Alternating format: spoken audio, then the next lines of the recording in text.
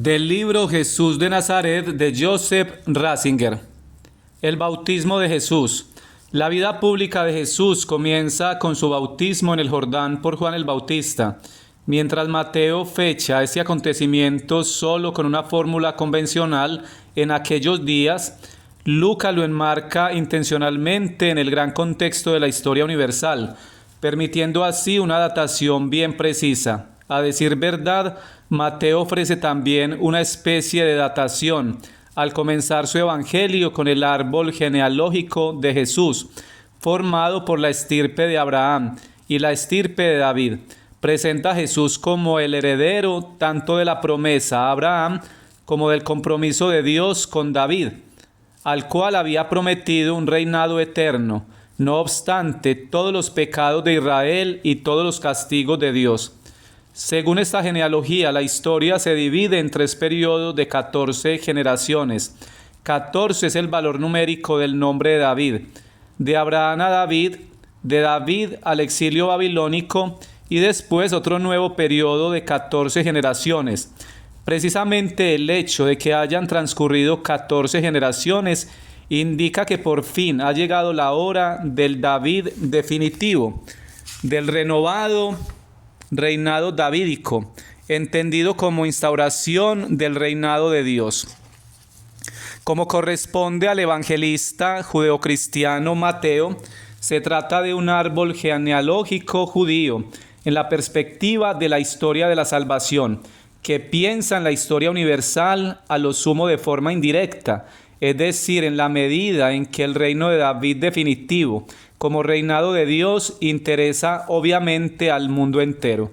Con ello también la datación concreta resulta vaga, ya que el cálculo de las generaciones está modelado más por las 3 fases de la promesa que por una estructura histórica, y no se propone establecer referencias temporales precisas.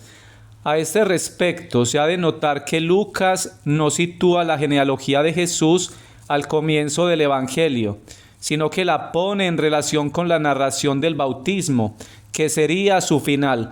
Nos dice que Jesús tenía en ese momento unos 30 años de edad, es decir, que había alcanzado la edad que le autorizaba para una actividad pública. En su genealogía, Lucas, a diferencia de Mateo, retrocede desde Jesús hacia la historia pasada. No se da un relieve particular a Abraham y David. La genealogía retrocede hasta Adán, incluso hasta la creación, pues después del nombre de Adán, Lucas añade, de Dios. De este modo se resalta la misión universal de Jesús. Es el hijo de Adán, hijo del hombre. Por su ser hombre, todos le pertenecemos, y él a nosotros.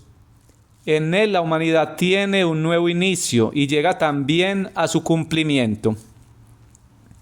Volvamos a la historia del Bautista. En los relatos de la infancia, Lucas ya había dado 2 datos temporales importantes sobre el comienzo de la vida del Bautista.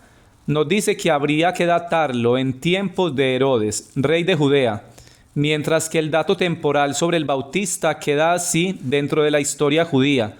El relato de la infancia de Jesús comienza con las palabras: por entonces salió un decreto del emperador Augusto. Aparece como trasfondo, pues, la gran historia universal representada por el Imperio Romano. Este hilo conductor lo retoma Lucas en la introducción a la historia del Bautista, en el comienzo de la vida pública de Jesús.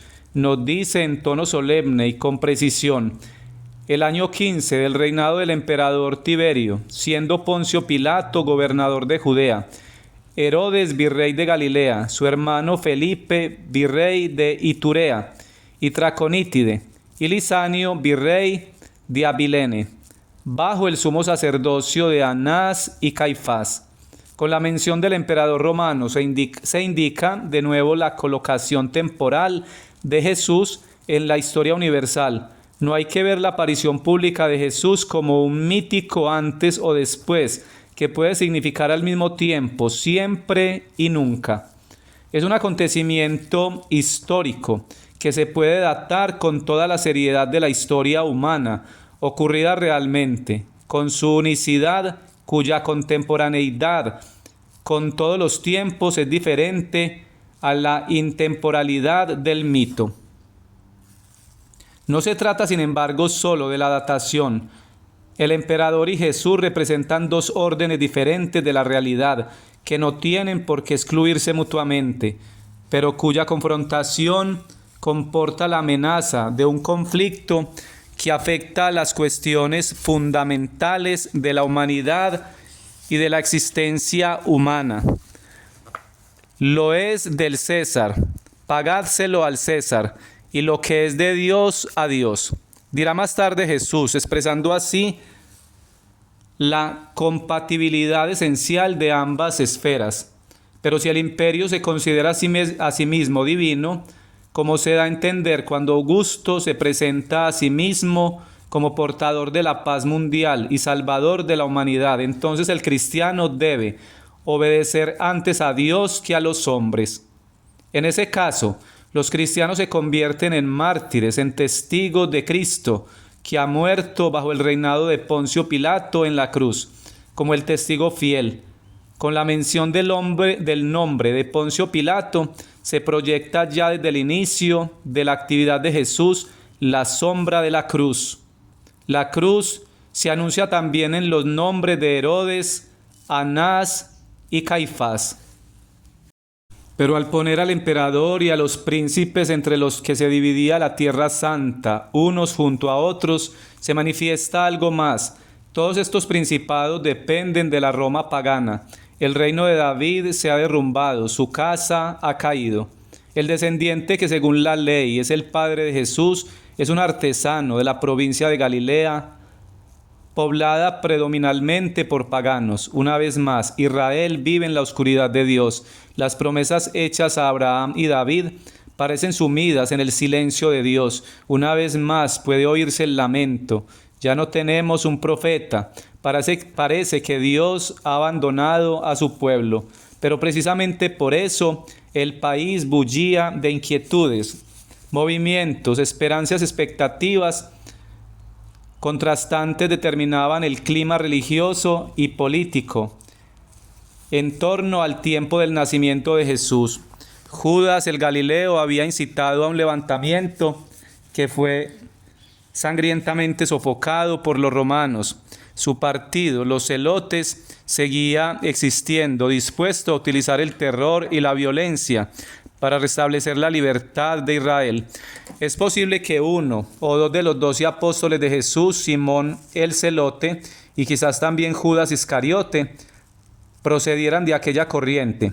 Los fariseos, a los que encontramos reiteradamente en los evangelios, intentaban vivir siguiendo con suma precisión las prescripciones de la Torá y evitar la adaptación a la cultura helenístico-romana, uniformadora que se estaba imponiendo por sí misma en los territorios del Imperio Romano y amenazaba con someter a Israel al estilo de vida de los pueblos paganos del resto del mundo.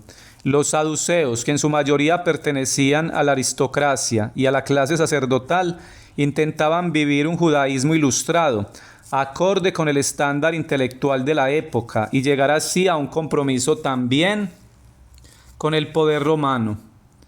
Desaparecieron tras la destrucción de Jerusalén en el año 70 después de Cristo, mientras que el estilo de vida de los fariseos encontró una forma duradera en el judaísmo plasmado por la Misná y el Talmud.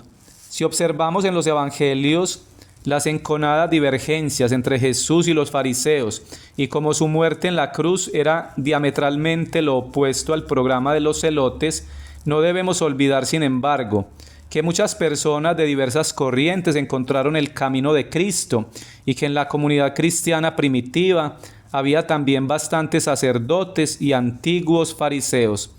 En los años sucesivos a la Segunda Guerra Mundial, un hallazgo casual dio pie a unas excavaciones en Qumrán, que ha sacado a la luz textos relacionados por algunos expertos con un movimiento más amplio, el de los esenios, conocidos hasta entonces solos por fuentes literarias.